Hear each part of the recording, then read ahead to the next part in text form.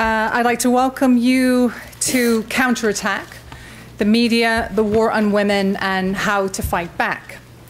My name is Allison Griffiths, and I am Interim Dean of the Weissman School of Arts and Sciences here at Baruch College. When I'm not Interim Dean, I'm a professor in the Department of Communication Studies and in the doctoral program at theater at the Graduate Center, where I teach film history and media studies. So we have a distinguished panel of speakers. I'm also delighted to say that we're joined this evening by Assemblywoman Rebecca Seawright, who's sitting here in the front. Yay. And our distinguished panel are going to follow me and make presentations before we then take questions. I've been asked to make a few comments, and so as the film historian, please indulge me while I indulge you in just a tiny, tiny bit of history. So my first comment is really about visibility and history. And women have long struggled to make an impact upon the cultural conversation on questions of gender equality and social justice, refusing silence and marginality and entering the public sphere as powerful role models. Catherine R. Bleecker, all but unknown today, was an early documentary filmmaker, even before the term documentary film had been coined. Commissioned in 1914 to make films accompanying a touring exhibit commissioned and organized by the Joint Committee on Prison Reform, a group made up of representatives from a number of prison reform organizations in New York State. Hiring a woman film director, camera operator, was virtually unprecedented at the time. And so rare was it for a woman to go behind the camera that the New York Times Sunday Magazine section profiled Bleecker in a feature article. I think it was something like "Movie Girl Behind the Camera." A one-woman crew, Bleecker entered Auburn, Sing Sing, and Great Meadows prisons, all still maximum security prisons in New York State, and shot 7,000 feet of film that she then edited into 3 films within prison walls, shot in Auburn, A Day in Sing Sing, and A Prison Without Walls, shot in Great Meadows. Unfortunately, none of these films are extant, but Bleecker broke the mold on several fronts, fearlessly venturing into prisons to capture the lives of inmates and support the prison reform movement. A contemporary of Catherine Bleecker, legendary producer, director, and screenwriter Louis Weber, whose 1916 film Where Are My Children highlighted abortion and birth control, recognized film's power, as did Bleecker, as a mass medium and used it to raise awareness about women's reproductive health. As part of any effort to educate women about the ongoing struggle for visibility, respect, and equality in law, we must excavate this usable past, documenting women's struggles and achievements to tell their own stories. However, women's interventions, their ability to be heard and affect political change, have always been shaped by paradox. Notable gains on the one hand versus the erasure of those very same gains on the other. The Virginia Slims "You've Come a Long Way, Baby" tagline is at best an expression of false optimism, at worst a bald-faced lie. We still need counter voices and strong role models like Bleecker and Weber, not only on film and television screens, but more significantly on a range of online and social media platforms. I just want to end by saying that I think an excellent example of this kind of intervention into new media and online platforms has been created by Professor Shelley Eversley, and Baruch College Weissman English Department faculty member, who's created a website called equalityarchive.com. Very simple, equalityarchive.com. It's an open educational resource that, in addition to addressing a range of trending issues, counters a pervasive historical memory loss with fact-based and multimedia content. And I think the website's a really excellent resource for exploring feminism's contributions to a range of issues and its own rich historical past. So without further ado, I'm going to introduce Liz Kruger, who was first elected to the New York State Senate in 2002 and is currently the ranking minority member of the Senate Finance Committee. A champion for women, she is the co-founder of the New York State Bipartisan Pro-Choice Legislative Caucus. Senator Kruger is a strong advocate for tenants' rights, affordable housing, improved access to health care, social services, and more equitable funding for public education. She's made reforming and modernizing New York State's governmental processes, electoral system, and tax policies central goals of her legislative efforts. Senator Krueger has dedicated her career to issues relating to poverty, and she's a nationally recognized expert on the problems of hunger and homelessness. Senator Krueger has also led on women's health since her first term in the Senate, when she was a leader in the successful fight to pass the Women's Health and Wellness Act. She also passed the Breastfeeding Bill of Rights and legislation to improve services for women experiencing postpartum depression.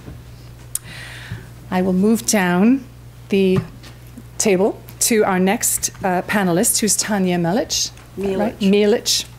Tanya was one of the first to identify the Republican Party's electoral backlash strategy in her critically acclaimed book, The Republican War Against Women, an Insider's Report from Behind the Lines.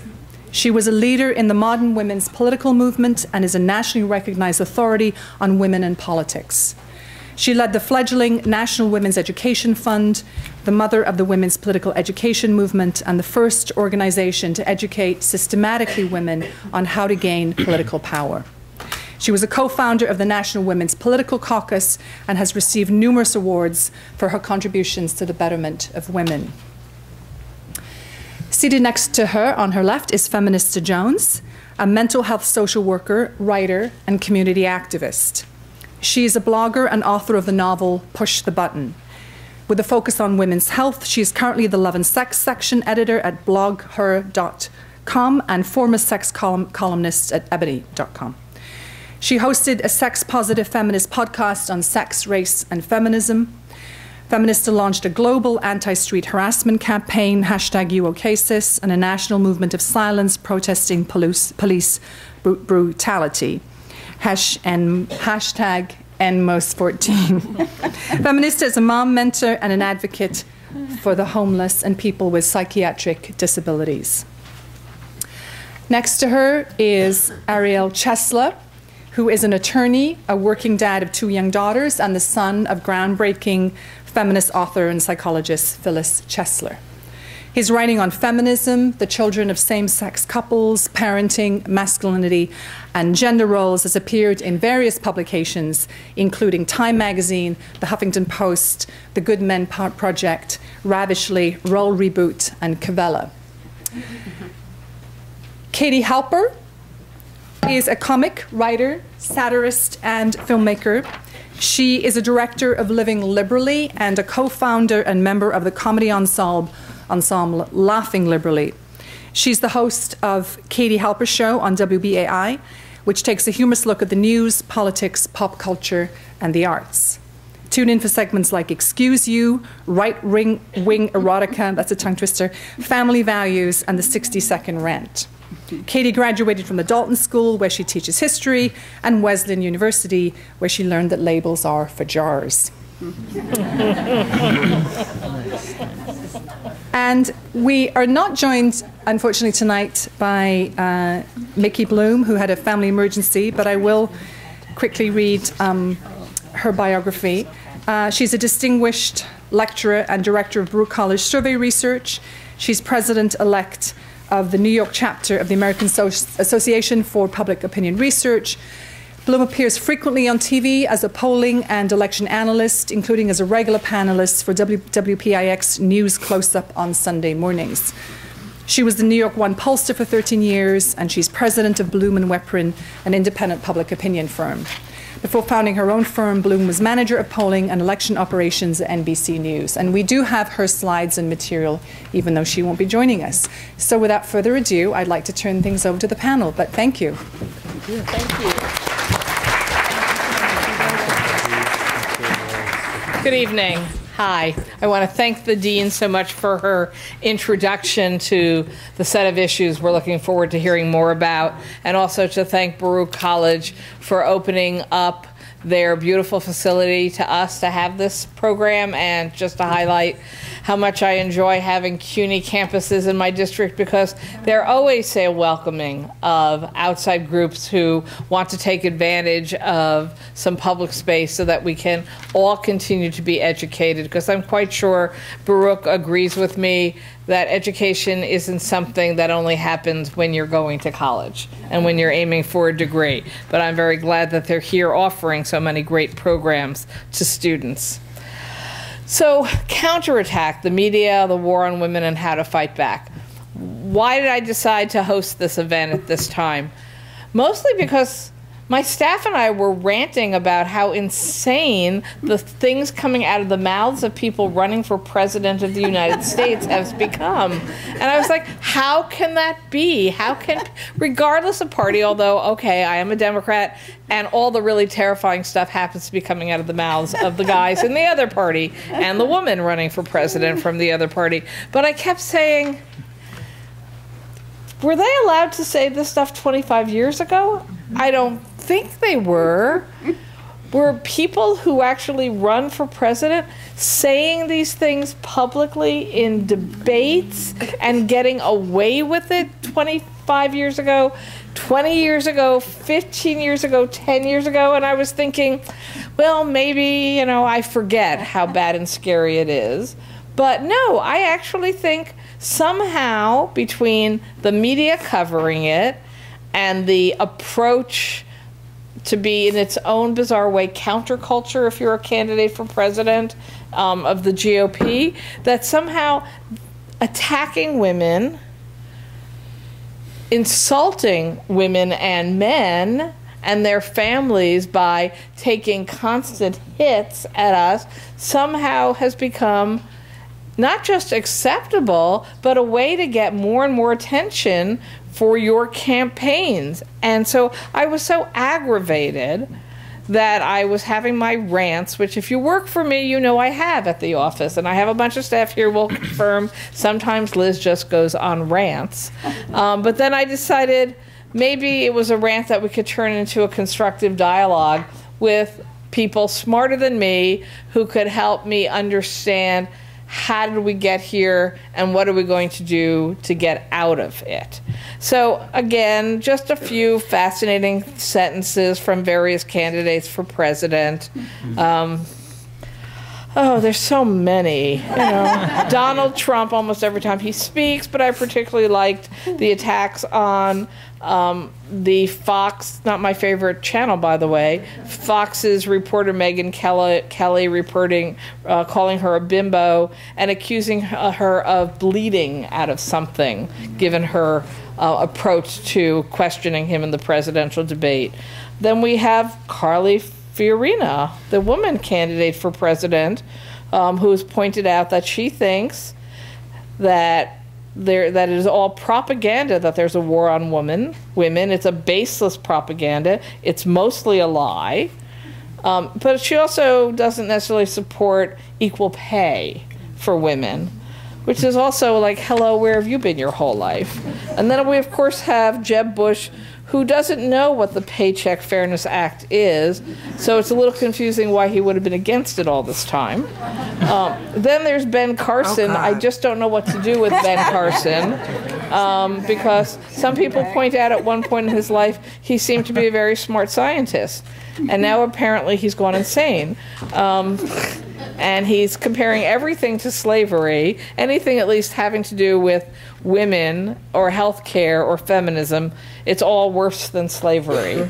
I seem to think I know a lot of African American women who wouldn't agree with him on that one, but we'll see. Then we have Marco Rubio. Of course, abortion in any circumstance is unacceptable for almost all these candidates. We have, Chris Christie, where do I start? I won't even, other than when he is accused of any kind of issues of sexism or treating women inappropriately, he just responds with the crudest, sexiest joke he can come up with at that moment because he thinks that's an appropriate response. Cruz, I can't still believe he's around. But he would like to do away with pretty much every law that's ever been passed to help women have some level of equality under the law in this country. And then we have, Rick Santorum. Did you really imagine that man would run again for president after the things we learned about him last time? So it's sort of an endless list of candidates for president, But what it's doing, it's reinforcing to too many people that it must be okay to say these things and think these things and act on these things, because after all, people running for president of the United States who are apparently taken seriously somewhere by some number of people are saying exactly these things.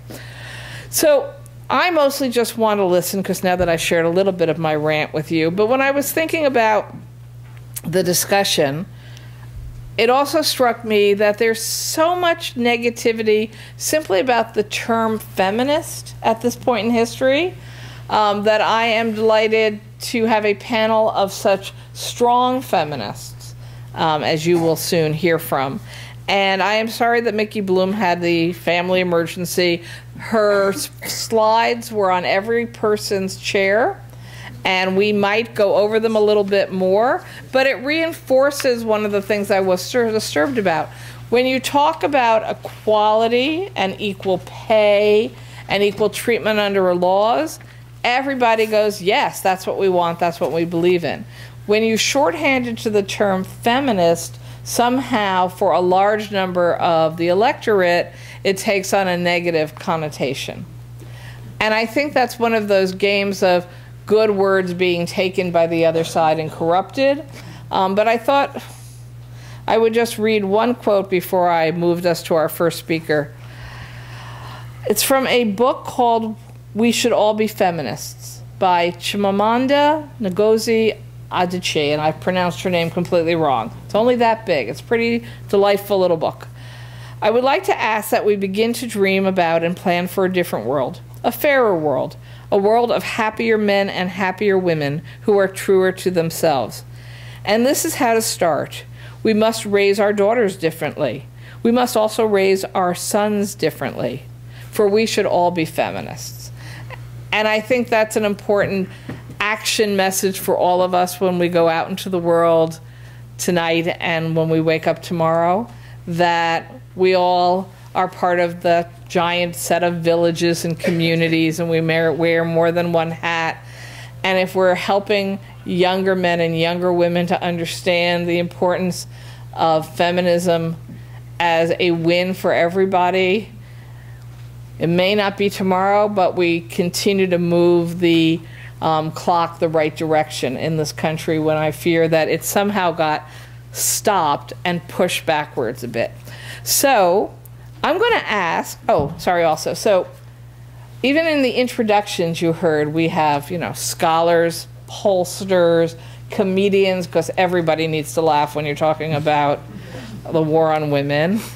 We have a feminist who also is a specialist on sexuality and sexual issues, which also, when I was growing up, sometimes when they wanted to attack you for being a feminist, they said feminists don't like sex. But now it's feminists love sex too much. Oh, well, damned if you do, damned if you don't. Yes. So on that, I would like to ask Feminista Jones to be our first speaker. Okay, so what do I want to talk about today? I want to first of all, I'm black. I know, it's weird. I'm a black feminist woman, and I identify, I call myself Feminista Jones because I think it's important for black women to represent as feminists. Black women do not generally have a good connection to the word feminist or the idea of feminism, largely in part because a lot of feminist white women are racist. And when you're racist, we don't mess with you. You can't go that way. There's a great book out. If you haven't read it, you have to read it. It's All the Women Are White, All the Blacks Are Men, but Some of Us Are Brave. And it's talking, and it's a compilation, it's a black women's studies book that really kind of encapsulates what we have to deal with. So for some white women feminists, our blackness is too much. For some black men who are about liberation, our feminism is too much, our womanhood is too much, and we got to figure out how to navigate all of that. All less than 10 of us in the room right now. We have to figure out how to navigate that. I became a sex-positive black feminist woman because I thought it was really important for a black woman to be the face of sexuality in a country and in a world wherein black women's bodies have always been long bought and sold for their sex and their ability to reproduce the labor that has built everything that you have and own right now. So for us to not be able to claim our bodies in such a sexual way, it is quite a revolutionary act for a black woman to say, I love sex, I enjoy it on my own terms, and I have the right to have it. And so I came out the box, like, this is what I'm going to talk about.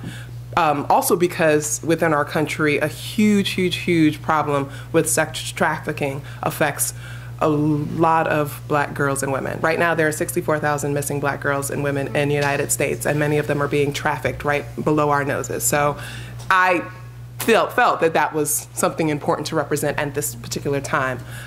People say that I'm a part of this new wave of feminism. They associate it with online feminism, which I think is one of the most ridiculous terms we've ever had, because you don't call it letter writing feminism or telephone feminism, so why would you call it online feminism? I want to talk a little bit about, in terms of the media and this attack on women and how it kind of affects black women, but also how black women are affecting the political landscape. I'm a member of Higher Heights for America, which is a PAC that was formed primarily to support black women in politics, black women that are interested in running for positions and such like that. And we also represent the interests of black women. And we are putting all of our money together behind those efforts. It's based here in New York City. And I joined as someone who has been so disillusioned by the American political system for so long, and with everything that I know. But I also recognize that if we are not there, and if we are not at these tables that our ancestors built, then we don't get to say much about anything that's, affecting us, right? Black women move financially more than $500 billion a year. Just that $565 billion a year black women spend, and we're only 7% of the population. So if people are asking why would anyone want to attack black women specifically, it's because there's a lot of power in our spending and in our money. Now, we are working in Higher Heights to try to redirect that to political engagement, to make sure that we are represented. Many of you also know that black women are the strongest voting bloc in this country. We have moved elections. This is documented and is well known. If you've ever heard of L. Joy Williams, she is a prominent Democratic strategist who went into the Midwest and was able to engage black women in the Midwest to move voting out there in a way that I personally, and many of us believe, turned that election for President Obama. So we have to think about the impact of black women's vote today. I'm also a mother. I am also a mental health worker. I run a supportive housing program. And what I've also noticed in my 15 years of doing this work is that a lot of the people that become homeless and that are living with mental health issues are women who are victims of domestic violence. So we know in this country, domestic violence is one of the leading causes of homelessness. So having been homeless as a kid, I grew up and decided that's what I wanted to do. I wanted to work in that sector. And I also am somebody who lives with a mental health diagnosis, so that's something that's very important to me. I'm also on social media, right? And social media is really changing the landscape and the ways in which we have conversations with each other. We now have access to people's real thoughts, even if they hide behind these anonymous accounts. We are starting to learn that human beings are horrible. Horrible people. I just did a broadcast. I do a weekly Periscope chat in which I just said, as I was doing the Periscope chat, people were signing on and they were trolling as I was doing this. If you don't know what trolling means, it means when people are attacking you with really negative comments. And as I'm talking, it's just all these negative comments and people were like, wow, the trolls are out. I was like, no, these are human beings. These are real people who just feel the need to be nasty and mean to people. And women get it more. Women of color get it more. If you look through Mickey's thing, she was talking about online harassment. That is something that a number of people are reaching out to me about because I have been a major victim of online harassment. In fact, she cited the website of Voice for Men, and there is a prominent poster on there who has been stalking me for over a year. And by stalking, I mean he tweets me every single day, several times a day. He's made about 20 videos about me in the last 3 months. He's written several articles on several platforms, 2,000 to 4,000 words each, about me. Why? He says because he feels he has the right to, and there's no congressional limit on how much you can engage somebody. Because he feels that he wants to silence me.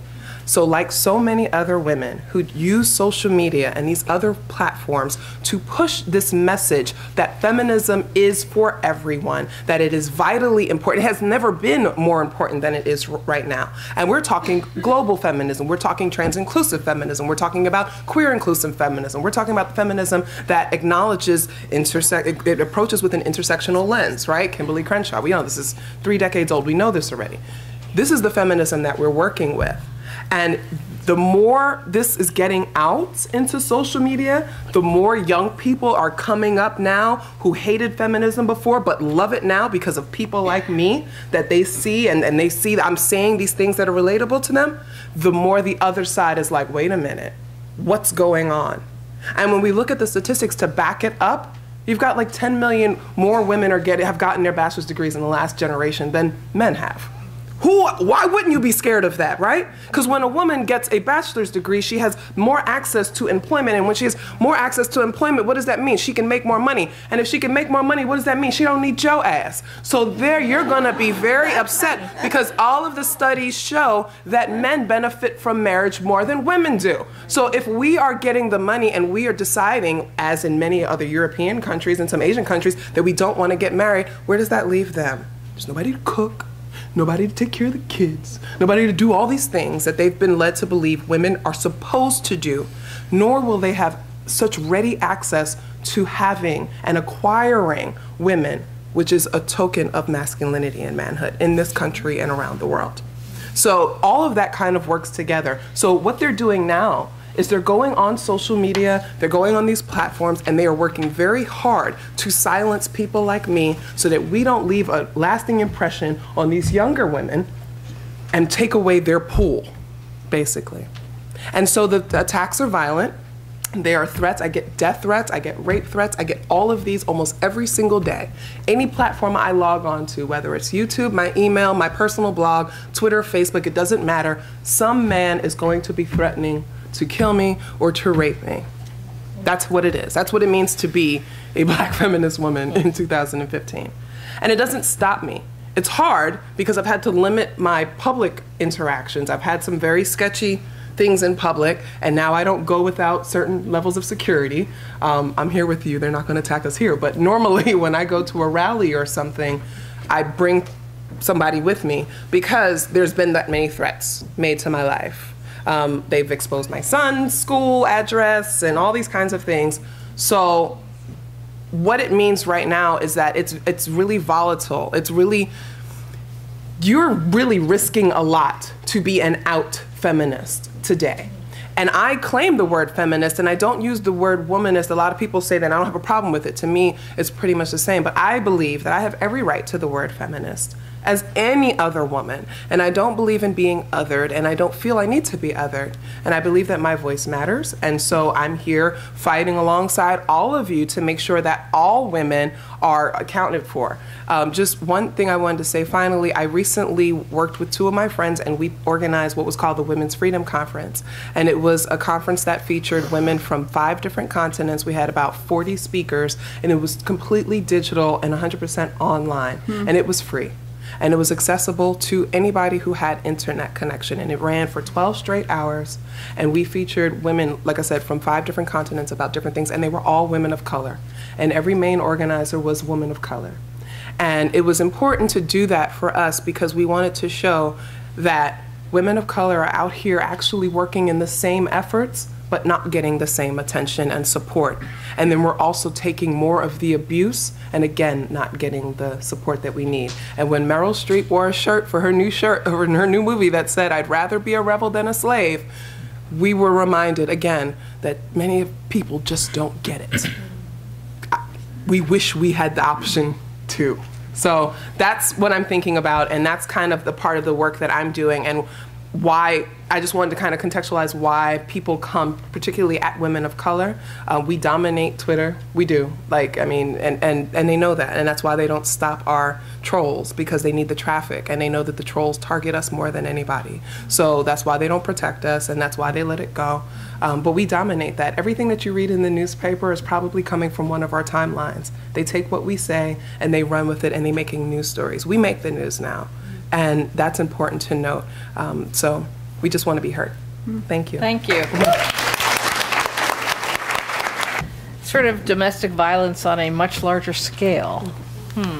So our next speaker is, and I thought it was very important for us to have the diversity on this panel of a feminist man who writes about, who writes about feminism and makes it part of, I think, everything in his life and his family structure, Ariel Chesler. When I think about how we've reached the place where we are now, and in much of my writing, that's where I'm focused on, I always suggest we begin with our children. All right? I think a lot about children and gender, because I have 2 young daughters facing unprecedented levels of pinkification. Because, if you all know about that, because I was raised by a feminist leader who had to figure out how to incorporate me into her feminist world, and because I think that everything we're talking about here, the root of it is in childhood. As a modern parent, these things are inescapable. They pervade everything. And what's most infuriating is that the gendered world of children stands in direct opposition to the changed and changing gender norms of the adult world. So my girls see their doctors are women, and they see police officers are women, and judges are women, and politicians are women. They see me and my wife both working outside the home and stepping up inside the home, and they see variations in gender identity and sexual orientation, but the rules of their world are very strict. I refer to the normalcy placed on rigid gender roles in children's clothes, toys, television programming, and books as the subtle backlash. I call it this because the way corporations and advertisers have made everything gendered is both subtle and presented as natural. The message children get in 2015 about gender is, this is just the way things are. Boys are blue, girls are pink. Boys like trucks and balls, girls like dolls and strollers. Boys are physical, girls are verbal. Boys are messy, girls must look beautiful. As Elizabeth Sweet, who researches gender in children's toys at UC Davis, she said, practically everything is gendered. School supplies, toothbrushes, snacks. And boy is the gender neutral default. For girls, this was her words, they shrink it and pink it. And if you've ever bought anything for a kid in the past 2 decades plus, you could not have avoided this. It may be hard to remember, it was not always this way. I mean, when I was a kid, in the 70s and 80s, Legos, for example, were made in primary colors, sold to all children that way. But now, in 2015, Legos are marketed to girls in pink and purple, focused on houses, and it's sold to boys in anything but pink and purple, and it revolves around superheroes and action. As another example, think about what children's books and other media teach. Twice as many children's books feature male protagonists as those that feature female protagonists. Just under 30% of films for children have female protagonists. Less than 25% of films have a female lead or co-lead, and the vast majority of speaking roles in films are male. While there are exceptions, many children's books also teach the male default, just as children are first exposed to language. So animals of all sorts, even dinosaurs, are always referred to as he. This default pervades television shows, movies, and everything else children are exposed to. So children ultimately learn males are important and normal, and females are lesser and abnormal. Or, as feminist writer Soraya Shamali has argued, each time a child plays male-dominated games, learns a womanless history, or watches gender-imbalanced movies, he or she learns girls and women are worth less. So the bottom line is, children learn from what they're shown by their parents and by the society they live in. Which is why it's essential women are better represented in government, corporate boards, and in books in Hollywood. The author Kevin Powell recently said, and he works on college campuses to re-educate men about masculinity. He put it this way: when you don't know something about a group, any people different from you, it becomes very easy not to honor them as your equals. Easy not to respect them, easy not to love them, easy not to see their lives as valuable as yours, and easy to directly and indirectly participate in hurting that group with your language, with your deeds, with your ignorance, and reckless disregard for their humanity. On top of all that, boys, having been taught they're superior, also learn they must constantly differentiate themselves from girls by suppressing any feminine emotions, traits, or interests, and sometimes to prove their manhood through physical power and violence. So not only do boys not learn empathy for women, they also learn entitlement and to express themselves through rage and violence. All of this ignores, of course, that we're individuals with unique traits, interests, and affinities, and that gender really exists on a spectrum. Nevertheless, it's not a surprise that people, men and women, continue to devalue things that are labeled women's issues. It's perhaps obvious how women are hurt when those in power do not view their lives and interests as equal. Their reproductive rights, economic rights, human rights are dismissed and attacked. But I've also been asked to speak about how men are impacted by woman hatred. My answer is simple. Until women are free, men will not be free.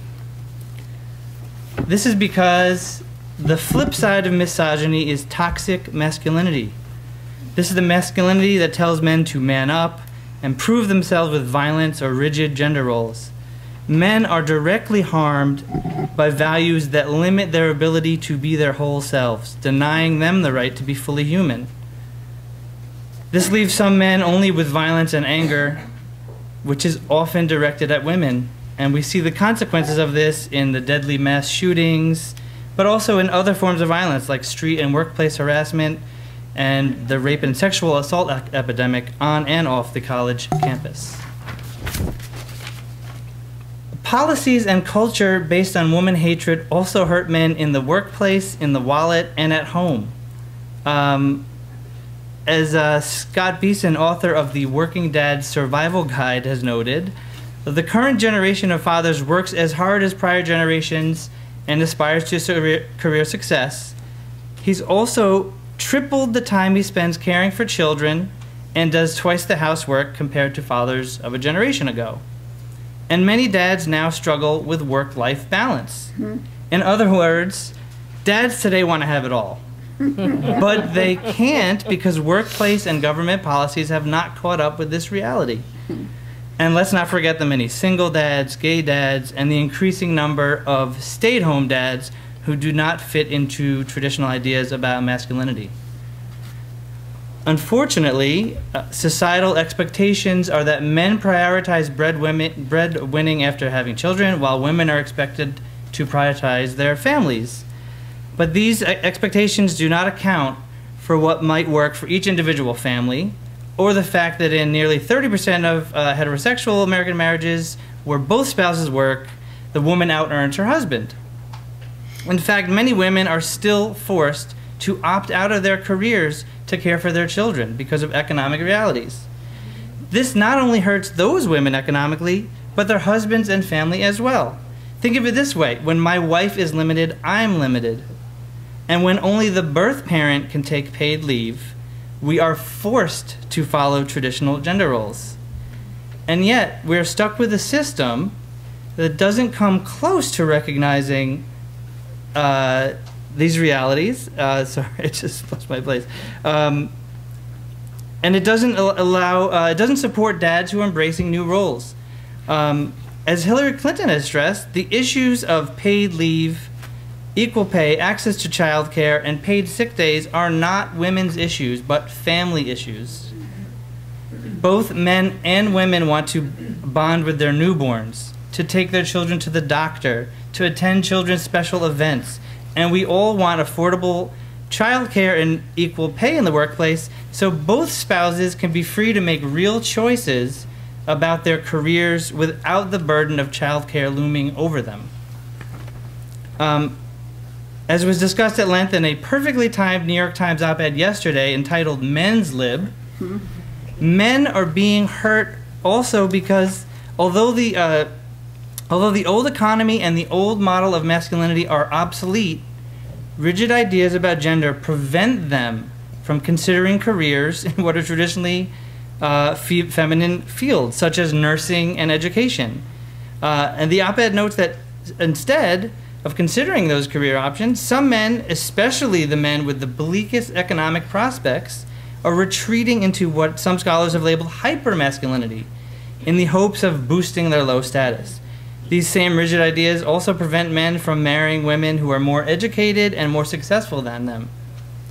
Sadly, public policies are still framed in a way that reinforces rather than replaces outdated gender stereotypes. Think of campaigns for maternity leave rather than parental leave. As I hope I've demonstrated, and as the op-ed concludes, it has been clear for a long time that cramped gender roles are bad for women. It's becoming obvious that they're hurting men too. Thanks. The wrong time. Excuse me. Thank you up. very much, Ariel. I always sneeze in 5, so just humor me for the next 2. But let me first, before I continue sneezing, introduce our next speaker, Katie Halper. And Katie was up here with the system, so do you need help getting your slides going? Not using it, and then if I need them, I will. But fine. And also, Katie, just before you start, sure. I think it's probably about time that staff may be walking around handing out index cards for anybody who does want to write down a question for any of the panelists. I'm just double checking. Susanna, you have the index cards? Okay. So if you want an index card because you know already you would like to ask a question, just raise your hand and we'll pass them out. And I'm sorry, Katie. No, Katie Halper. Hi. Thank you so much for inviting me here. I was going to focus on the 2016 election and the way that the Republicans have done such a great job of proving our own claim that there's a war on women that they're launching. It reminds me of the writing theory, show, don't tell. So I'm very grateful to the Republicans for doing that as someone who claims that there is a war on women.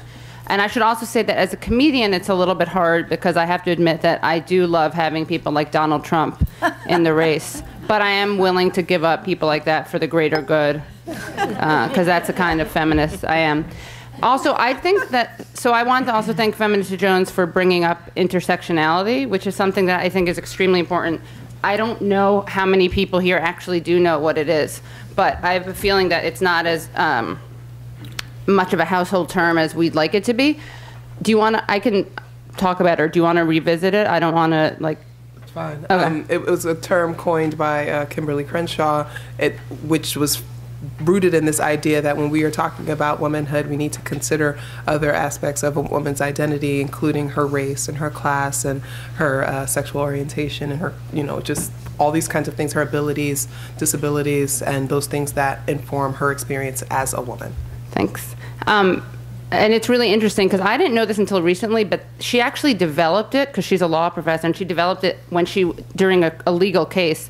There were black women at a GM who couldn't sue for racial discrimination or gender discrimination. They couldn't sue for racial discrimination because not every black person was being discriminated against, because the black men were not being discriminated against in this particular way. They couldn't sue for gender discrimination because not every woman was being discriminated against this way. Only the black women were being discriminated against this way, which is kind of the perfect way, I think, to really crystallizes the problematic way that we have been looking at issues of racism, sexism, homophobia, as if they're kind of these individual problems. And of course, that totally forgets about, like Feminista Jones was saying, forgets about the people who are more than one of these things, right?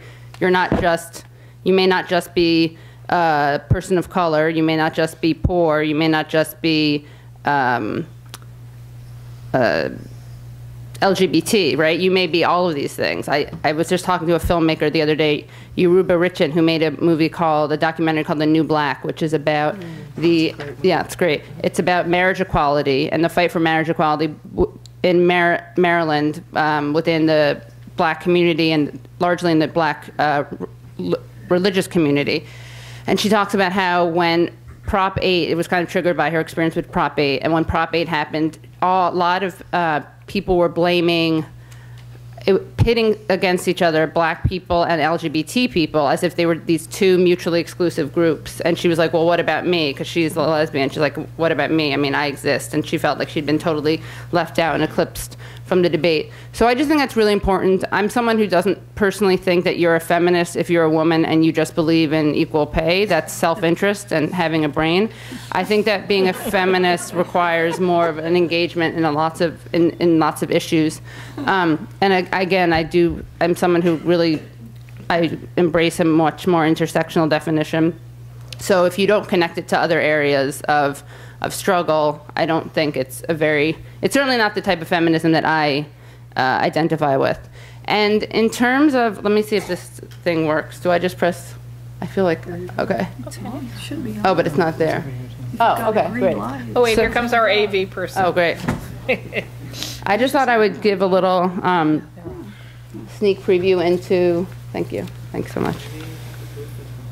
Okay, I can go to the computer. I was trying to challenge the stereotypes that women aren't good at tech, but I didn't do a very good job. Thank you. Okay, now there are many guys. He just told me. Thank you for admitting that. So I just wanted to share a little bit about how much pressure there is to not identify as a feminist. In case you guys aren't already aware of it, you probably are, but. These are the types of images, and this is the type of vitriol that Feminista Jones was sharing with us. Oh, she's got it. You know, this is very catchy and cute.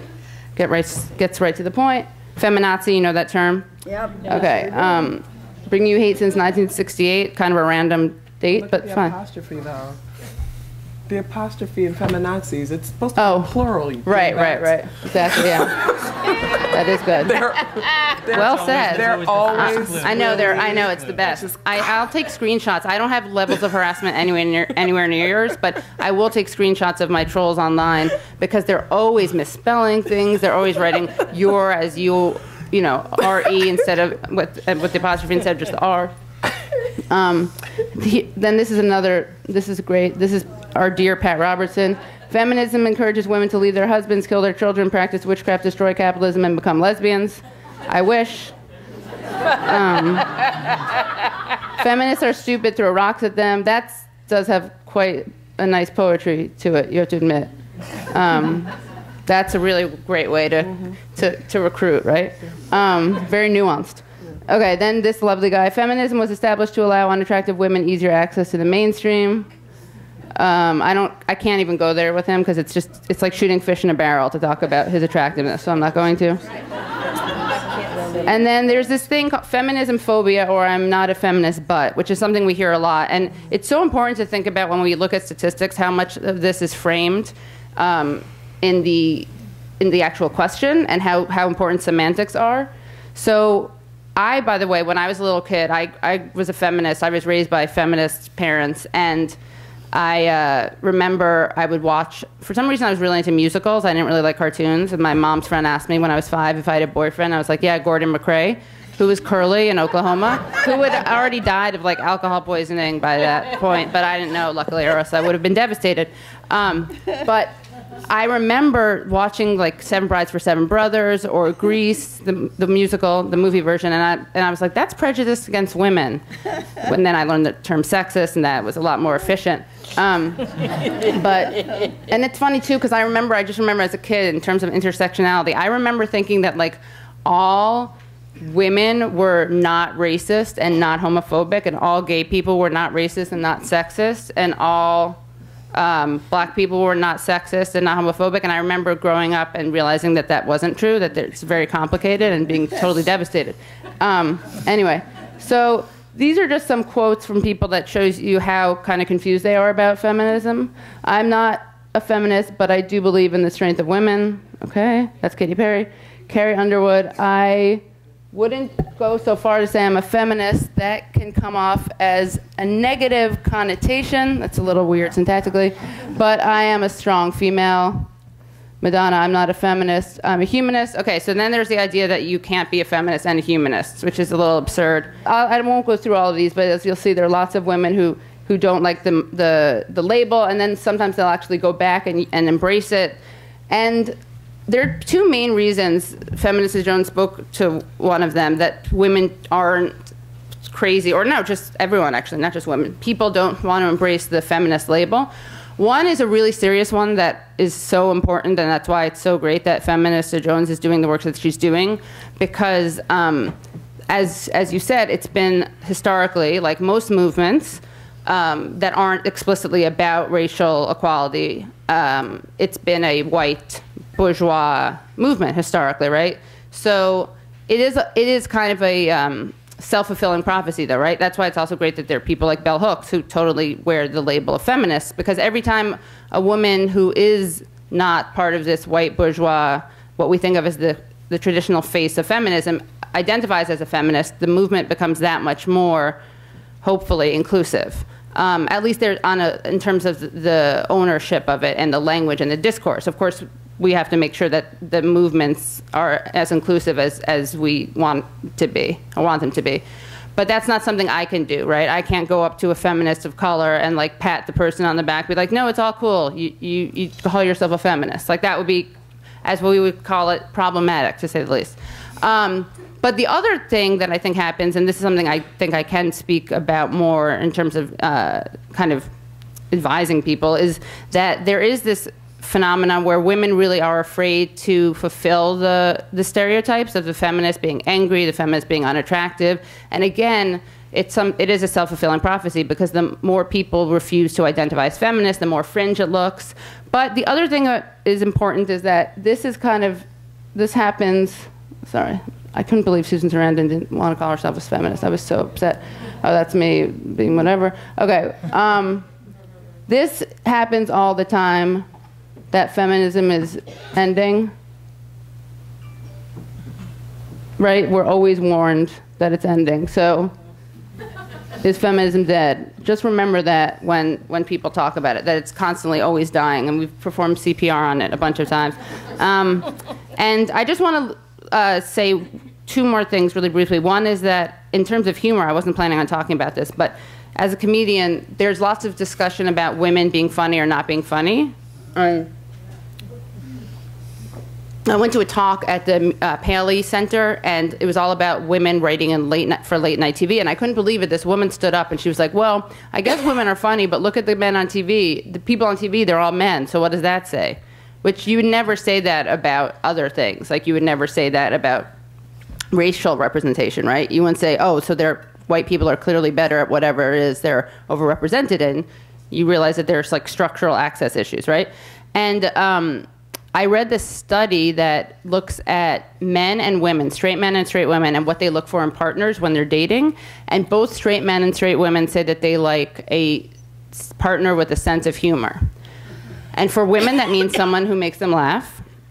And for men, that means someone who laughs at their jokes. So in terms of the sanctioning, like, this is true, in terms of sanctioning social behaviors, I'm very much of the opinion belief that women are not as encouraged to be funny. So it's not fostered in them because it's not considered a desirable trait. I mean, in broad brushstrokes. And in terms of the war on women, I think that something I'm guilty of is I can, especially because I like doing comedy and I write about this, during one of the 17,000 GOP debates, I can't remember which one, the one where Trump talked about Megyn Kelly's bleeding from somewhere, I was asked to write up something really quickly by Rolling Stone on the debate, and I remember what I wrote was about Donald Trump, and then I felt kind of bad because I realized I'd ignored Scott Walker, who has since been asked to leave the race by God. That's what he himself says. So one time I agree with him, if I believed in God. But what's interesting is that when Trump says these really provocative, flashy things that are hilarious but not intentionally hilarious, we have to make sure that we pay attention to the substantive stuff that's getting discussed, right? Because in that same debate, and I'm guilty of that because I wrote up something, my blog post, which was quick, was about Trump. And it was like, Trump responds to accusations of misogyny by being misogynist to Megyn Kelly. But what was also really important was that Scott Walker actually said that he didn't believe in abortion in any cases, no exceptions, and that he thought that, you could find out alternatives. If it was the mother's life or the life of the fetus or zygote, you could find alternatives through science, which is ironic because he doesn't really believe in science. But anyway, I think that's it. Thanks. Thank you.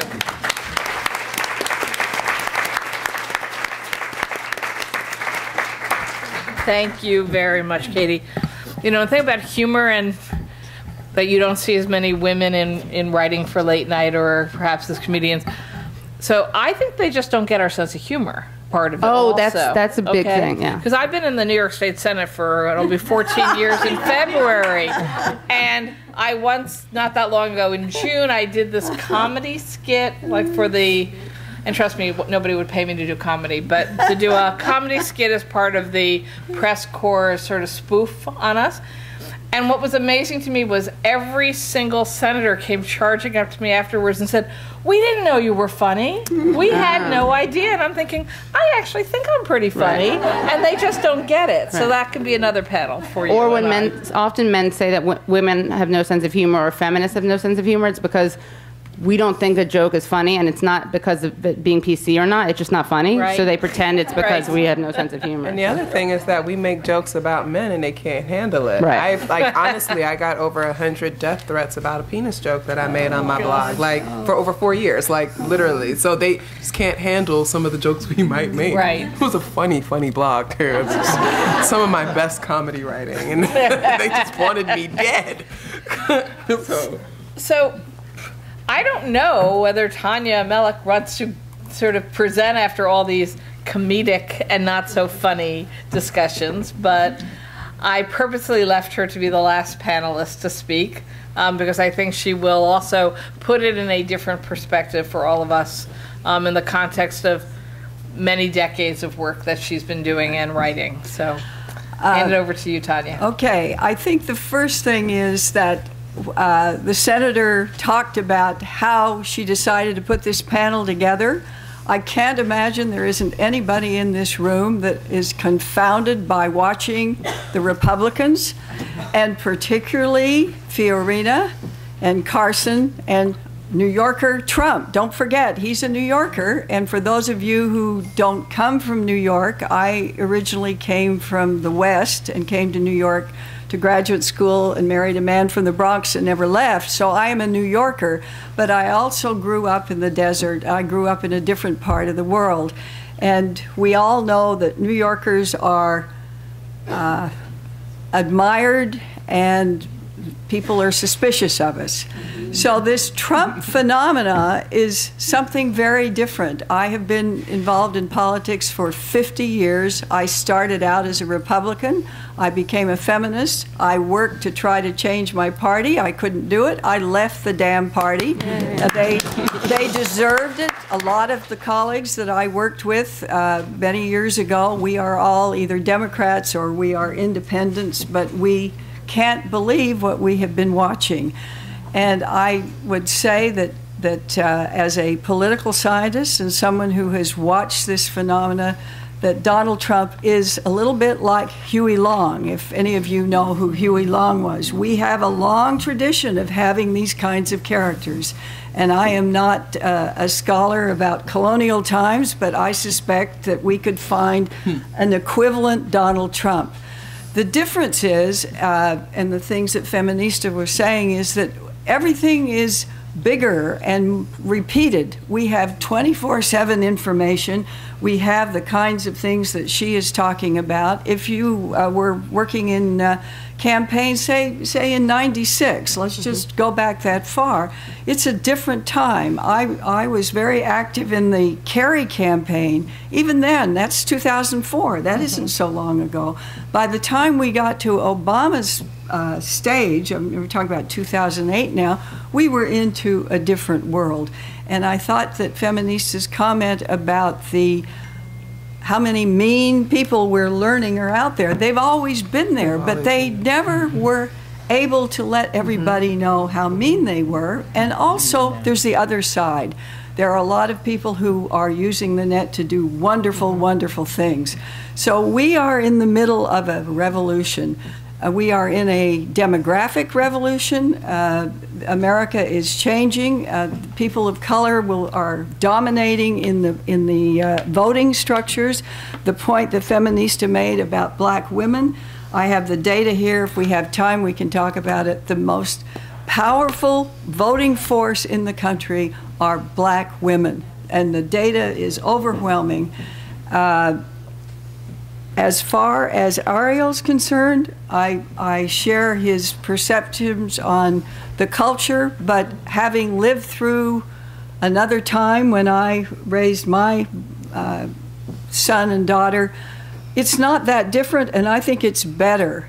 I can remember when we had a lot of these discussions. There are feminist friends of mine in the room, but the point you made at the very beginning was that your kids go and they see women doctors, they see women running for president. We, the feminist movement, we have made a lot of, I don't want to say extra positive, but we are in a better place than we were when I started in the women's movement, the feminist movement, whatever, in 1971. So while I understand where you're coming from, Ariel, I don't think it is as bad as you described it. However, I'm a political analyst, I'm a political animal, and I'm here to kind of tie things together. And the question that was in some of the material was, has it become a winning strategy to attack women for political gain? It's been a strategy from the beginning. If you have not seen the movie Suffragette, you should go see it. Now, that's about the Brits trying to get the vote, but it's the same fight. Because we are the other, and because it took a long time for us to get the vote, we weren't treated very well, to put it mildly. But once we got the vote, the political people had to pay attention to us, and we became involved in politics, and we developed a movement, and we elected state senators where we couldn't have elected women senators before.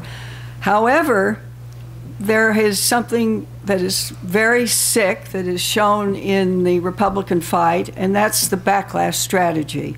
And my book, The Republican War Against Women, was an attempt to tell you what had happened. What happened was Richard Nixon discovered the Southern strategy. He learned that he could win the Southern Democrats by being quietly, but being against the civil rights movement. So the first backlash strategy was against the civil rights movement. But if you remember your history, we moved from the civil rights movement right into the women's movement, right after that. And Nixon played a game on both sides. He was for the ERA, and he was kind of for reproductive issues, and Roe v. Wade came about just after, well, it was in the middle of Watergate, but he tried to be all sides to all people, but his political people had already discovered that not only could you get the Southern Democrats, who were already upset about support for civil rights, but you could get the Southern Democrats on the women's issues because they were taking away, as you all have said, men's dominance, or they called it men's fatherhood, whatever you want to call that, what was happening. And that backlash then was also happening in the northern states. And the old FDR, blue-collar union guys from Michigan, Ohio, some in New York, less in New York, Pennsylvania, began to say, maybe we really don't like these black people taking our jobs. We don't like the women. And Nixon's strategy was very successful in beginning to plant the seeds, but they needed something else, and the issue that they picked was women. And because they were interested in the Catholic vote, because in those days the Catholic vote, most of the country was Democratic. And guess what issue they picked? Abortion. Along came Roe v. Wade in 1973. So by the time we moved forward, what happened was Nixon had won, and of course Nixon goes. We get to 1976, and Jerry Ford Jerry Ford is defeated by Jimmy Carter, who is able to hold on to some of the Southerners. But the strategy is already in place. And the new right, this is the stuff that Katie's got. This is when our friends Pat Robertson, the religious right, come in. And yes, the backlash strategy is working. It's working really well. So we move forward to 1980 and Ronald Reagan. Ronald Reagan is the epitome. This is when the big change, because the Southern strategy, the backlash strategy, is part and parcel of how Ronald Reagan won the election. And from then on, if you were a Republican and you happened to be a feminist, or you happened to be for civil rights and people of color issues, it became harder and harder to get support and to win elections. And so anybody who was thinking of running for president on the Republican side said, hey, you know what? This backlash strategy works. It works quite well. They elected Nixon twice. The strategy elected Nixon twice. It elected Reagan twice. It elected H.W. Bush once and W once. The exception, as you all remember, was the election in 2000. And I just want to repeat this. Gore had 540,520 more popular votes than George W. Bush. We got the election stolen from us. And this is not the time to go into what happened, but it all had to do with, again, the backlash strategy. Then we move forward to 2008, 2012. By that time, the change had come. And I had some data here that I thought you'd find very interesting about, can you guess what state in the whole country had the highest women's vote for Obama? Can you guess? South Carolina. New York. New York. I thought you'd find this interesting. I thought, let's see, nationally, this is the whole country, Obama won women by 55% to Republicans about 52%. Now, we can talk about why it was that close, but New York was first in the nation in women's vote for Democrats. Women gave Obama in New York State 60% of the vote to Romney's 32%. Wow. And I want to come back to that as it relates to why we cannot get whatever it's called now, the Reproductive Health Act, passed in the state Senate. If we can deliver that kind of vote to Obama, and we did it twice, we New York women. The other states, just to give you some perspective, with us at the top, Massachusetts, California, New Jersey, Connecticut, New Hampshire, Wisconsin, Iowa, Nevada, Pennsylvania, Virginia, Ohio, Florida, and in Colorado they were tied. Equal number of women for Obama as for Romney. So I think that the women's vote, the women's power in electing people, and we can't do it without the black women. There's no doubt in my mind about that. Now, where does Romney's vote, where does this Republican vote come from? Again, can you guess? White women. White married women. There is an enormous difference between married women and unmarried women. Unmarried women includes widowed women, divorced women, single women. Anyone who is not officially married is in that category. There are older women, rural women, and depending upon the state, suburban women. And if you know about purple states, those are what we call the swing states. That's places like Colorado and Virginia. Florida is now, I think, in that category. In those places, it really depends upon the local politics, which way they're going to go. Now, at the state level, Republicans use this backlash strategy to energize lower down, to try to get rid of our friend over here. And this is where the media things that they've all been talking about come in, because it's all about demonizing.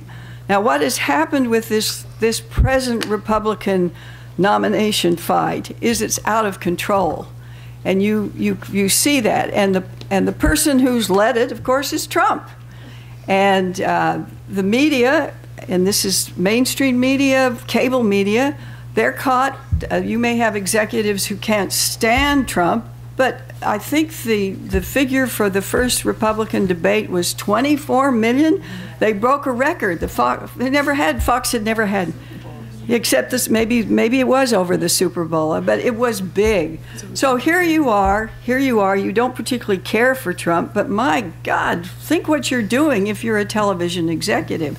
So you have this conflict because you have this person who people are turning into because they want to watch him. But as he continues, he's getting a little bit boring. At least I've watched all of them, and I'm getting a little bored with him. I'm not talking about now, we can argue he's terrible in what he's saying, but a lot of people watch him because it's entertainment. Say, well, I'm never going to vote for him, I don't know. Or even Republicans will say that. Well, of course not. He can't be president of the United States, but wow, he's sure fun to watch. So he's getting out of control. He had a rant Thursday out in, I believe it was in Iowa, and I think it's beginning to fall apart. However, man has a lot of money. He has an enormous ego. He would like to be president. Anybody who tells you that he wouldn't like to be president doesn't understand diva mentality. What happens is you start out and it's just a game. And then the next thing is you get all these crowds and all these people and all this attention. And then you think, you know, it might be really fun to be president of the United States. So anybody who says he's not serious, he is serious, but he is beginning to be his own worst enemy. So what does that do? That leaves us with Carson. Carson will, I don't know when, but he will fold. I don't know how. He's going to do it to himself. And that will leave us with the woman in the race, Fiorina. I remember years ago being on a panel with Bella, and I can remember Bella saying, the day we have a really bad Republican woman running, we will know that the movement is moving forward. And she is correct. She is correct. The fact it isn't Sarah Palin, right? They tried that one out, but they have learned after all of us left the party that they really needed to take women seriously. Now they have their definition, but you know they got Sarah Palin and now they got Fiorina, and she eventually also is going to fold for all the reasons that maybe you have read. But the people you need to watch, and we really need to watch them in the context of feminism, is Ted Cruz and Marco Rubio. Yep. And don't let Kasich, because his style's different. He's gonna. I knew him as a young Republican. Don't. You know, he has a different way. Just because he's not out front like them doesn't mean that his positions aren't the kind that would not be helpful to women. So back to my original point about the strategy. The strategy will not work at the presidential level this time around. However, you could have President Clinton and you could have a very bad Senate, and we know the House will not go. So you could have another situation with a stalemate, and none of us want that. And one of the questions you'd ask was, why do we have this kind of problem? Why is it so dysfunctional? And I share the senator's feelings. I think we have a screwed up system. I think the Electoral College is screwed up. I think the state legislative control of the way they draw the lines is screwed up. I think the separation of powers set up, it's not that I'm not for separation of powers, but I'm not for gridlock of the kind that we have. We also have a problem with competing powers between cities and states, and I don't mean just New York. This is all across the country. We have a campaign finance system that you all know about that favors the rich, so that the rich think that it's like a horse. You know, I'm going to bet on this horse, and we're going to put him in the Kentucky Derby, only this time it's going to be the Iowa caucuses. These things all have to be dealt with. And I think that the women and the feminists, we can change some of this, but we have to focus on changing part of the way the governance system and the electoral system works. It's not that I'm not for all the things the three of you are saying, but if we don't deal with changing the way we run things, we're going to have more gridlock. Mm-hmm. But I do not believe that Fiorina or Donald Trump or Dr. Carson will be the nominee of the Republican Party. Thank you. Thank you.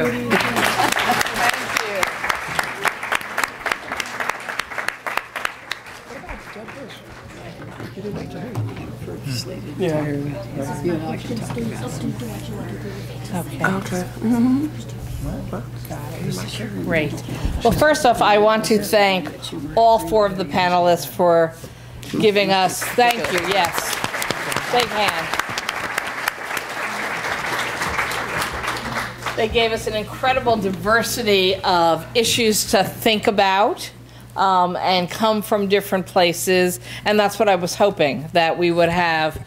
And you know what? Dean, why don't you come back up, because you might be interested in answering a question. I'm going to stand here, and I'll be throwing questions at the panel, and whoever feels like they want to take a stab at an answer is going to jump right in. Thank you, Dean. You're welcome. Great. So, would any of the panelists like to share their thoughts on Bernie Sanders versus Hillary Clinton and their election from the perspective of feminism? Oh, gosh. I mean, obviously one's a man, one's a woman, but we know men can be good feminists. So the one thing I always bring up about the focus on Hillary Clinton in the emails is that it is a very sexist trope, this idea of women being deceptive. And I want people to see it exactly for what it is. It has nothing to do with Benghazi. It has nothing to do with anything other than trying to capitalize on this idea that women are deceptive. And gossipy. And gossipy. And so that's why we can't elect her. And I just wanted to put that out there. It's so ridiculous when you see it for what it is, that women are not truthful, we're deceptive, we hide things, and we can't be trusted. So that's why they keep focusing on emails. And when she sits there and she's just like, okay, what you got? You know, what her issue? Okay, so Hillary, she cannot take any votes for granted. And I say that because she co-signed Bill Clinton's legislation, and she approved of legislation that destroyed so many black and brown families with this minimum sentencing and the drug laws that Bill Clinton moved in that our families are still paying for like 20 years later. And at the time, I mean, now she says, okay, it was bad, but at the time it's kind of like, you were all for it. And how do you connect with families that are still trying to piece together, you know, what happened from there and what are we doing? I've written about alternative to incarcerations for black women and families and just how money can be saved and redirected to preserving these vulnerable families. And I see her talking about families on a larger scale, but I really think that if we don't talk about mass incarceration and the effect on families in this country, then, and that is extremely a feminist issue, I really want to see her talking more about that, because we're really struggling. Our families are really, really struggling to repair. So what's Bernie's position? Bernie is just, who knows? He's just going to make me a sandwich with pastrami. Exactly. Well, the funniest thing about Bernie was hearing him say during the debate with, who was it? Mark O'Malley, during the first Democratic debate when they were fighting about guns, and Bernie Sanders like, you come from an urban area, I'm from a rural area, like with the thickest Brooklynese accent I've ever heard. But I knew what he meant. He meant he lives in a rural area of Vermont. But I think that, I mean, I'm of the opinion that Bernie Sanders is, I think he's more, if we're talking about intersectionalism, I think he's more of an intersectional feminist than Hillary Clinton is. I think, like what he said the other day during the debate when he was addressing the issue of regime change, and he was talking about how the U.S. has helped create situations where, you know, where we shoot ourselves in the foot, whether that's Allende, you know, supporting the overthrow of Allende in Chile, or the overthrow of Mossadegh in Iran, and yeah, I mean, I'm dying to know what you think, Tanya, about the statistical possibilities. Because he was talking about prisons and right, and he's much better about that. A weakness for Hillary, right? And he is much better about prison reform and on alternatives to incarceration, and yeah, he is much more progressive on those issues also, and drug stuff. What too. is it? What's your question? Is there any, chance in hell that, statistically speaking, he could get for those of you who watched it, Martin O'Malley was really interesting. And if you haven't watched Martin O'Malley, you should watch him. I'm not pitching any of them right now. I'm just being your political analyst. And I'm telling you that in case something happens to Hillary, I'm talking about a political problem. Well, we don't need to say what those political problems might be, but we all know one of them is very big, and that's Bill. Martin O'Malley is there to look at. I think he's going to be the nominee. I am not as knowledgeable, even though I left the Republican Party a long time ago, as I am about. I don't know enough about the Democrats. I have watched them, but they do very strange things. I remember when I left my party and my Democratic feminist friends, I said, you really have a hard time. I said, what do you mean? I said, the guys in the Republican Party would just tell you right up front, we don't agree with you. The Democratic guys would say, oh, we'll get back to you. We're going to give you this vote. They would put you off, but they would never deliver. Now, I'm not trying to tell you what the dynamic is now, but Bernie's going to be there for a very long time. At some point, I assume if Hillary does what I think she will do, she will have the delegates, and they will get together, and whether it's the issues you're talking about, there will be things written into the platform. There will be something in the speech. Maybe Bernie will get to give the speech. If it works naturally, and it should work naturally, because they don't have a Donald Trump over there to screw everything up. Andy Borowitz of the New Yorker had a funny tweet or article when Bernie declared his nomination candidacy, and he was like, Hillary Clinton adopts entire Bernie Sanders platform 12 hours later or something, which I think hopefully is going to happen a little bit. But right, so going from the political more to sort of the broader role for feminists in society, sort of two questions that I'm going to roll together. One is that I guess the writer feels that feminism can absolutely help men too. And obviously Ariel talked quite a bit about that. But then the question is, do you think that when it comes to feminism and the changing role of men and women in our society, do you think that men don't want to marry women who make more than them, or that women don't want to marry men that might not be defined as their economic or educational equal? And I'm going to open it up to everyone, but Ariel first. Yeah, I think the op-ed that I was referring to, everybody should read it. It was in yesterday's Times. I think they actually talked about, yes, that goes both ways. So women also, everybody internalizes sexism, right? So it's not just men that internalize these things. Women also don't want to be with men that make less than them or have less degrees than they do. So yeah, that's certainly a problem. I think I covered it, but I think it's really sad that so many men are really in pain because they've been taught to limit themselves, and that extends both to their personal, emotional status, but also their economic status. They're not adapting to where we are now.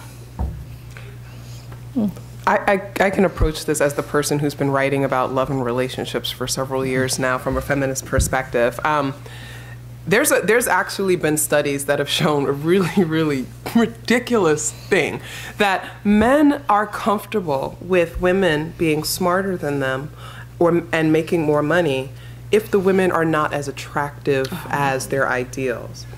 Wow. Hey. They say that they're okay with a woman being overweight if she's smarter or she makes more money. However, if she is attractive, she doesn't have to have that, right? And so the idea that that's come up with it is that there are men who don't want women to have too many options, because if a woman is beautiful and intelligent and makes more money, she's a flight risk. Yeah. And so, and this is very serious. You laugh, but this is very serious. And there are a lot of men who are, you know, raised and socialized to believe this and buy into this. They don't want to be left behind. The points I made earlier, they need us more than we need them. The studies show that marriage hurts us more than it hurts them. But there's this idea that if a woman is all of these things, what would she want with me? How would I be able to prove myself as a man when society says that I am supposed to be top for all of these things? So I think that there's that struggle with that. I wanted to kind of point to, I don't know if you guys noticed that there were so many articles from about 2008 to about 2013 about why black women aren't getting married, why nobody wants to date black women, why black women are all single, all this whole thing, you know, 44% of black women don't have, you know, all this stuff. And the focus was really on this idea of, you know, black women have no option but to date down because of systemic racism and how it affected black men, and that there weren't enough even options for black women. Black women outnumber black men in college 3-to-1, we get more degrees, et cetera, et cetera, et cetera. So it was this whole idea of convincing black women to just give the garbage guy a try. Give him a try. That's James Earl Jones. Right. You know, don't be so bougie, you know. Yeah, you got a degree. They do make a lot of money. But they make so much money. But the whole idea was being forced onto us that we should date down. But Cosmo wasn't telling white women to do that. Cosmo was not telling white women, go out there and find you a minimum wage burger flipper. They weren't. But all of the other magazines were telling black women to do that. So I thought that was a really interesting dynamic, and it was still kind of selling this idea that you're better off with a person making minimum wage than being by yourself. And I just was like, what?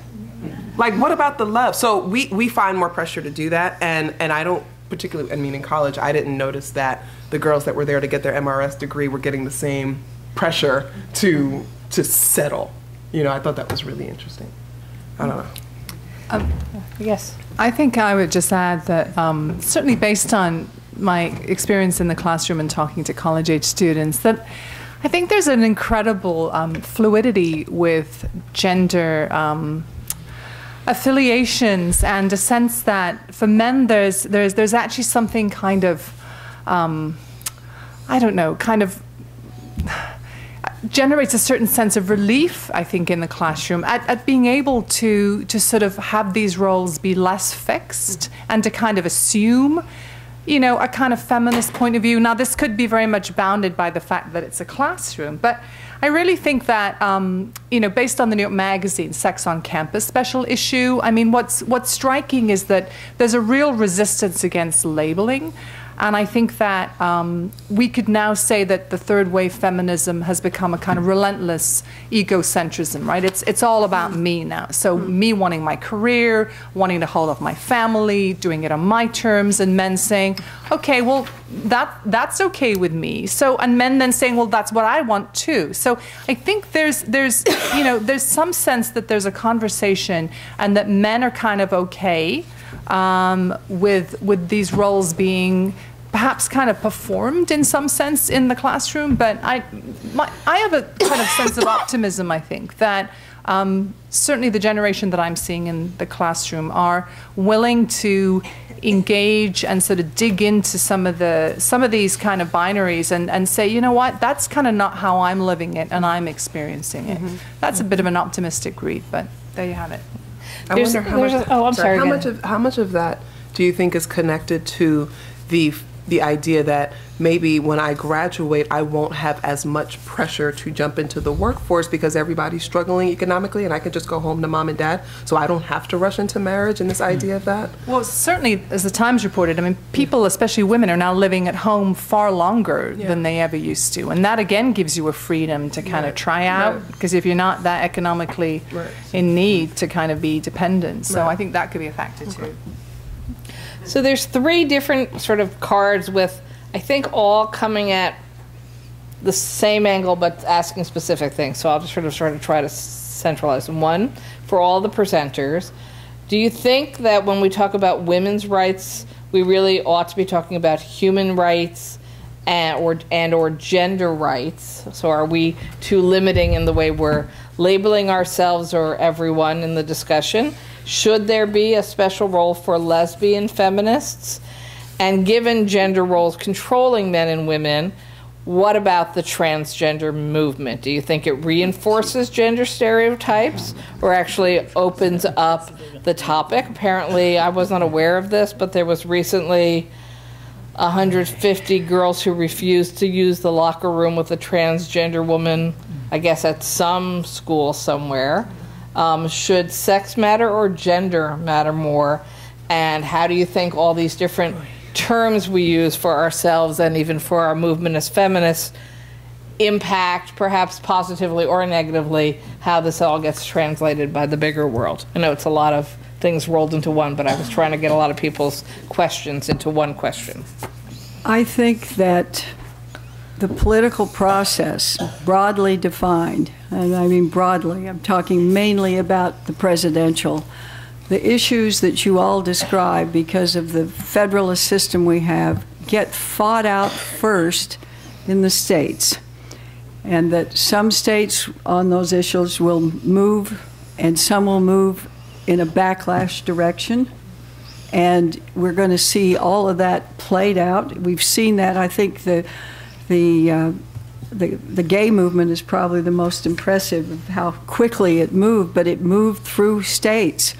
So you all can talk about where it's going, but I think that how much of those discussions take place at the conventions, how many of the people that speak at those conventions, the backlash people, we already know what they're going to do. It will be horrendous. It will be like the Pat Buchanan attacks in 1992 at the Republican convention, which were horrible. So you will see that played out, and then we'll see how the people who respond to the nastiness of this backlash strategy on those issues. And then whoever is in the White House, it will continue to be played out, but it will not be played out, I don't think, too much nationally, but it will be fought out in the states.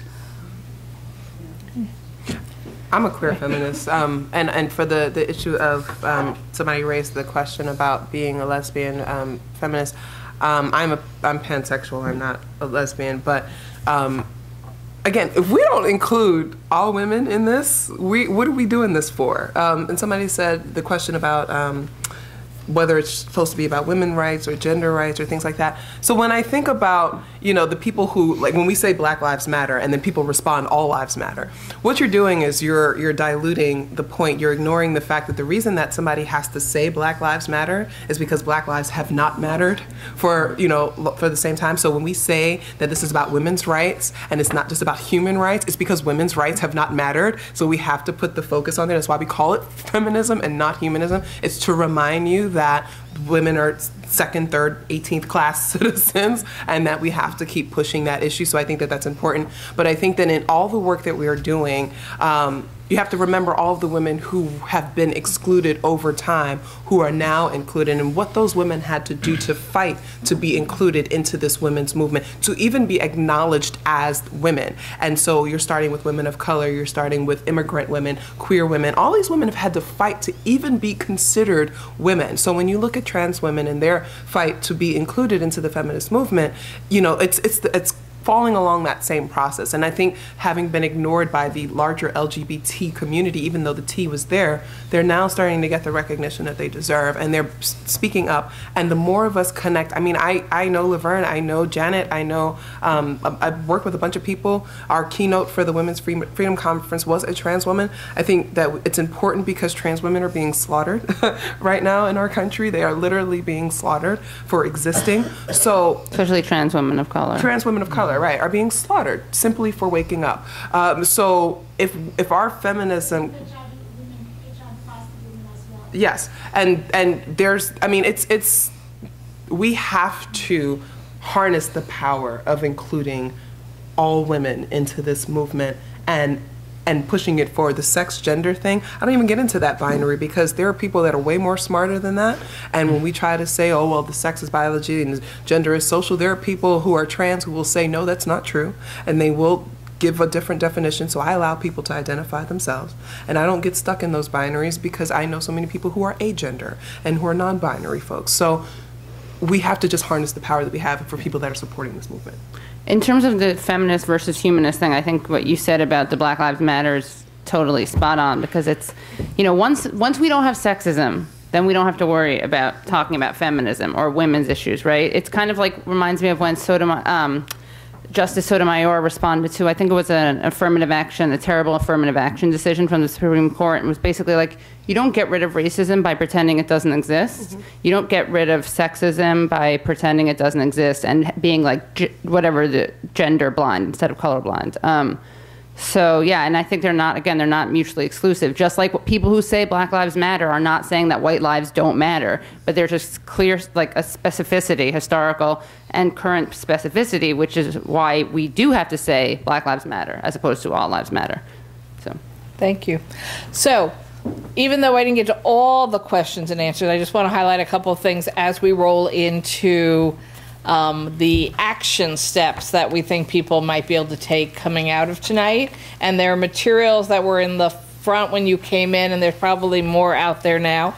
But I'll tie in one person's question or announcement to this, because I think it's an action step. Apparently, there's a new group a new group to New York City, Convention for the Elimination of All Forms of Discrimination Against Women. They're coming to New York City. Watch for them in your local media. Let your local city council people know you're watching their vote on some bill that they want to pass through the New York City Council, and ensure that your government is obligated to ensure that women are treated equally. Well, I don't know the bill yet, but I like the concept of it, so everybody should keep their eyes out for CEDAW as one of... CEDA, yes. Yeah, that's CEDA. Okay, it's CEDA. So some know, others will learn. So make sure you're keeping your eye out for CEDA. There were a whole series of questions about the issues of abortion and reproductive health, and even very, I think, sophisticated questions about why does everything involving women's health and reproductive health always just sort of fall into the late-term abortion fight? Well, I think partly that was answered on this panel, although we could spend all night on that issue as well. And again, it's to continue the attack that was successfully started during Nixon-Reagan to try to shift any dialogue around women's health and women's right to make their own decisions about their own bodies, away from the specifics that some of us just don't think women are able to make their own decisions about their bodies and when they're ready to have children.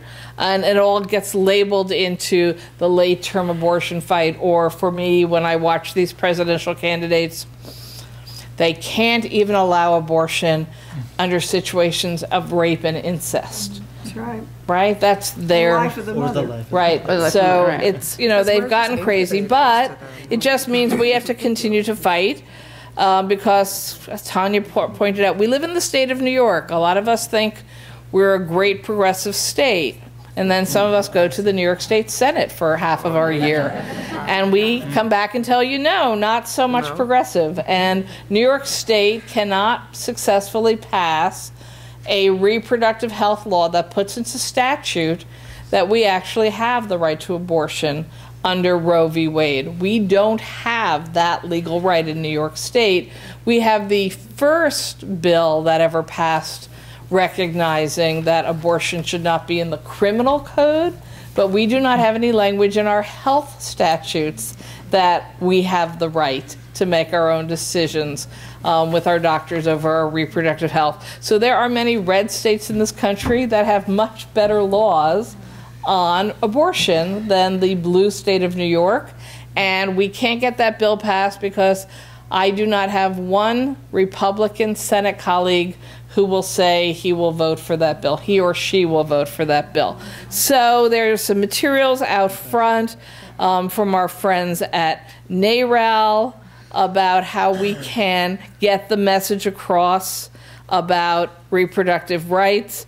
We shockingly still cannot get a paid family leave bill passed, S3004 in New York State. We're urging people, and there's materials out front also, contact your senator, contact Senator Flanagan, who's the leader of the New York State Senate, contact Governor Cuomo, that we need the paid family leave bill passed this year. Matters for women, men, their families. It is critical, and it's sort of breathtaking to me that we can't get that passed. We also can't get passed, thank you, Senator Flanagan, the contraceptive equity bill. Again, 10 years ago, I would have told you the fight over whether people have the right to birth control or not came when we won. Apparently, we didn't really win. We have situations where your employer can decide whether or not they want to provide contraceptive care in their health insurance. It's crazy that we're fighting over birth control in the state of New York, but we are. But there are things we can do about it. So I also want to urge you to go out there and contact your legislators about the right to contraception, as well as the right to reproductive health, as well as the right to paid family leave. There's also just so much more we can do using this fascinating contraption called the internet that some of our panelists spoke about tonight, and that even if you are opening yourself up to attack, if you participate in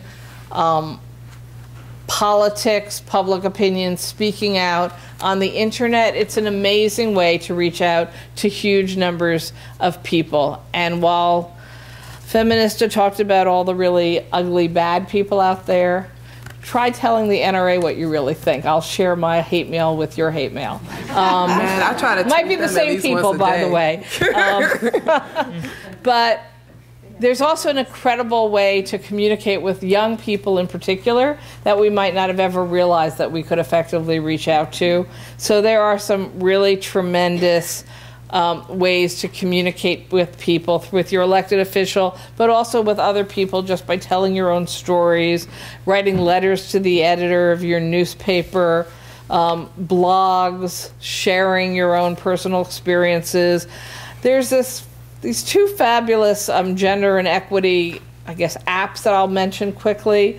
One was started by my friend Gina Glantz, and it's called Gender Avenger. Oh, yeah. And it can go on your phone, and it's simply, whenever you're anywhere that's a panel or a group discussion, you just count up how many women are there versus how many men, and you put it into your app, and it goes on this sort of giant, continually updated website where they look at, gee, there was a whole conference on women, and there were 92 men and 3 women talking about that. How can that be? And frankly, the corporate sponsors who underwrite a huge number of the panels and conferences that take place in this country actually start to get really nervous when you point out that they are lousy at finding women to be the speakers, even if it's issues that are of critical concern to women. So one is Gender Avenger, and it's easy to find them, just Google that. And the other is a group who's really organizing around politicians intent on preventing us from having access to birth control and abortion and reproductive health. And that one's a little off color. I thought it was brilliant, but just know it's a little off color. Lady Parts Justice Hinder. All right, it's a spoof, a political takeoff on Tinder, but it's Hinder, and it lets you share your opinions about when outrageous things are said about women by men in politics. I'm sorry, when men or women in politics. I don't mean to be sexist there. And I guess I just want to close by saying the answer of how we deal with the war on women is we fight back. Sure. And the answer for how we make it better for other women coming after us is to educate and support them and to support each other, and to continue to be part of the broader dialogue to make sure that women neither get taken for granted in any situation, but that also women aren't going to continue to allow themselves to be second-class citizens in any part of this great country. So I saw many groups who were co-sponsoring here tonight. I know Women's City Club was here in large numbers. I know that, I don't think she's gone now. Eleanor Roosevelt Legacy Committee? Nope, she snuck out. So Eleanor Roosevelt Legacy Committee is a good group to know about if you're interested in running for political office as a Democrat. They only work with Democrats, but they're an organization that support women to consider running for political office, and they offer trainings and other support. And I will tell you, as one of 16% of the New York State Senate that's women, we need more women to get out there and run for elected office at every level of government. So in closing, thank you, Baruch College. One more big hand for our panelists.